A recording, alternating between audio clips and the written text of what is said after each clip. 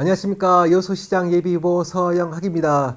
저는 남산동에서 태어나서 서교동을 거쳐 고소동에서 초중고를 다녔습니다. 그리고 고시를 합격하고 여수에서 공직을 시작했고요. 중앙부처와 대통령실 3년을 거치고 5년 전에 다시 여수로 이사를 왔습니다. 고향 여수로 와서 고향을 여수를 위해서 뭔가 한번 해보자 라는 다짐으로 준비를 했고 지금 여수시장 예비후보로 활동하고 있습니다. 네, 어렵지만 아직 죽지 않았죠. 우리 국가와 우리 지역이 힘을 모아서 버틸 수 있다고 봅니다. 우선은 일자리를 잃는 우리 노동자들을 위한 단기, 중기, 장기 고용 충격 흡수 대책이 필요합니다. 그래서 우선 노후화된 국가 산대 재생 프로그램이라든지 이런 것들을 통해서 공공에서 일자리를 만들어내서 좀 버틸 수 있게 해주고요. 그 다음에 기업도 버틸 수 있게 해줘야 됩니다. 지금 생산 원가 부담이 많습니다.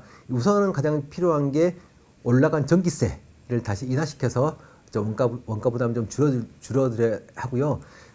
이런 것들을 해가면서 여수 산단의 대전환을 이루어내야 되겠죠. 우리가 보통 많이 말하고 있는 뭐 고부가 가치화하는 것, 그리고 또 이것과 달리 신산업들, 그러니까 여수를 에너지 구조 기획을 할 수 있는 뭐 SMR 기반의 고온 가스로 실증 구축 센터라든지 이런 여러 가지 신사업들을 우리가 잘 만들어 내서 좀 전환시켜야 됩니다. 이제는 우리 여수의 어리고 젊은 인재들이 여수를 떠나고 있죠. 그리고 여수를 가서 중앙에서 성장한 인재들은 또 여수로 돌아오기 어려운 게 현실입니다. 우리가 인구가 감소하는 것은 일자리 문제가 있고 뭐 교육이나 의료 이런 여러 가지 우리 생활에 기반이 되는 문제가 크게 작용하겠죠.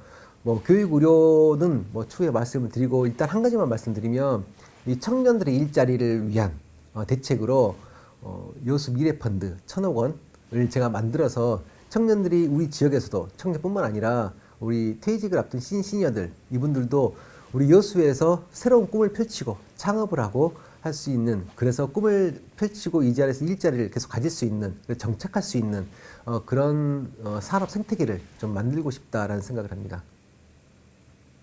오래전부터 산단에서 화상사고나 안전사고가 많이 있어 왔고요. 화상사고가 있을 때 부산이나 다른 타 지방으로 가서 응급 대처를 해야 되는 그런 게 지금 우리 지역의 의료 현실이죠. 네. 그런데 민간 기업을, 그것도 상급 병원을 바로 당장 유치하는 것은 아주 어렵습니다. 지금 대학병원 논의만 봐서도 그렇죠. 그래서 저는 일단 공공을 생각했습니다. 그 첫 번째가 국립재활원, 남부 분원을 여수 유치하겠다 이겁니다. 작년 12월 달에 제가 보건복지부 1차원을 만나고 왔습니다. 청와대에 때 옆자리에 근무했던 동료예요. 예, 만나고 왔는데 그래서 거기서 제가 요청을 했죠. 검토가 가능하냐. 그러니까 국립재활원 남부 분원에 화상 전문 센터를 두고 그것을 만들어서 여수로 유치하고 싶다. 여수 분원이 되겠죠.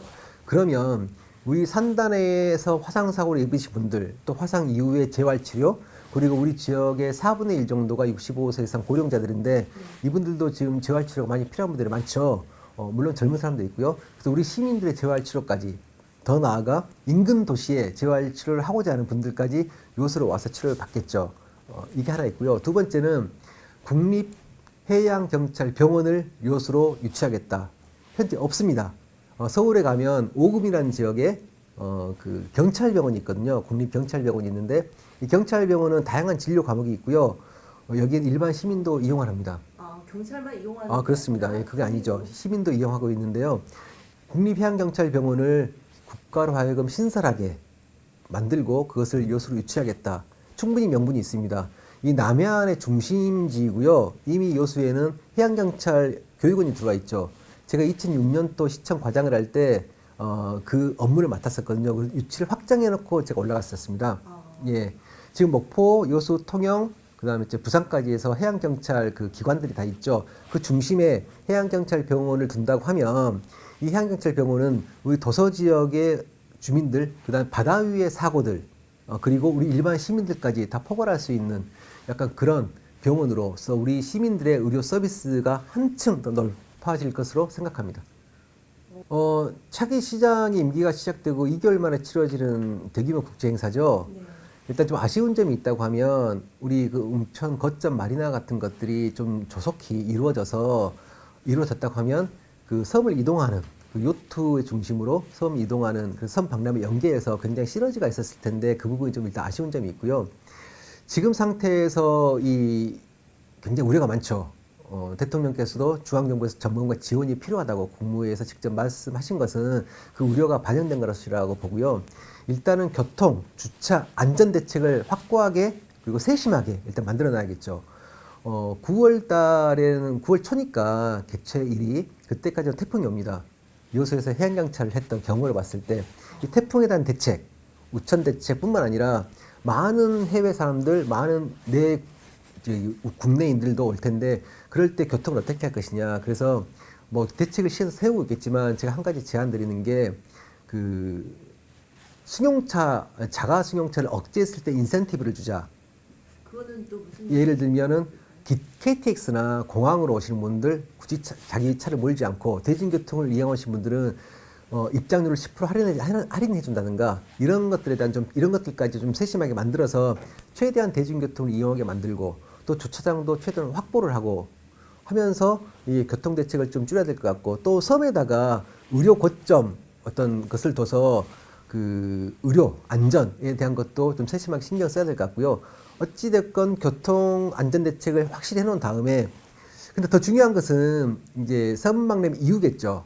섬박람 이후에 이게 우리 여수의 미래를 위한 어떤 지속성을 담보할 수 있는가라고 생각을 해보면 전 세계적으로 섬을 갖고 있는 나라가 한 104개 정도 된다고 해요. 나머지 나라는 섬이 없는 나라거든요. 가치가 높은 거죠.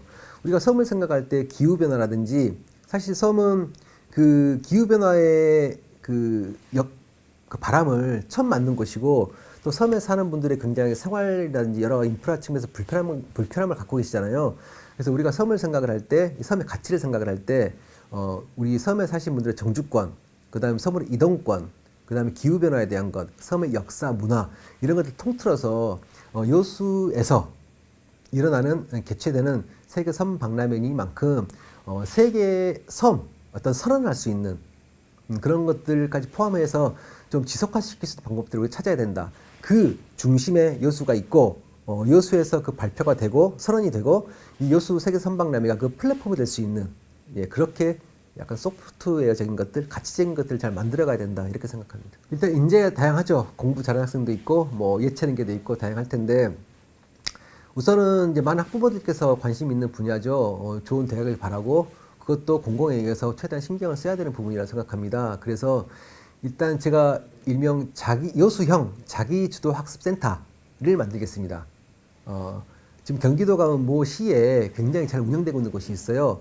여기서는 단순히 독서실처럼 그런 만 아니고 처음부터 레벨 테스트를 합니다. 학생들을. 레벨 테스트. 예, 레벨 테스트를 해서 그 레벨에 맞는 학습 지원과 진학 컨설팅이 들어갑니다. 우리가 서울 대치동 가면 대치동 학원이 왜 유명하냐라고 하면 대치동 학원들은 처음에 갈 때 테스트를 하고요. 그 테스트에 맞는 학원으로 갈 수 있는 그런 이렇게 인프라가 돼 있거든요. 그러니까 자기 실력에 맞는 학습을 딱 받는 거죠. 그러니까 실력이 올라갈 가능성이 높죠. 그런 것처럼 레벨 테스트부터 학습 지원 컨설팅까지 전문적으로 할 수 있는 여수형 자기주도 학습센터를 만들겠다. 두 번째는 저 고등학교 때 고3 때 이렇게 자율학습을 하잖아요. 밤에 야간 자율학습하고 집에 갈 때 하굣길에 시에서 버스를 벌어준 적이 있습니다. 한 1년 정도. 버스요? 예, 시내 버스죠. 버스인데 시간이 지나도 시에서 이렇게 무료로 해서 벌어준 그 기억이 있는데 그런 것처럼 학생들을 위한 그 무료 버스도 우리가 충분히 고민해 봐야 되고요. 그 다음에 제가 공약으로 과학예술영재학교를 말씀드린 바가 있어요. 제가 토론회 때 시간이 부족해서 말씀을 못 드렸는데 모 후보께서 이게 무슨 컨셉이냐 내용이 좀 확실하지 않다라고 말씀하셨는데 이게 이미 있는 거거든요. 인천 송도에도 있고 세종시에도 있습니다. 네. 주로 과학의 중심인데 한두 개 반이 예술로 돼 있습니다.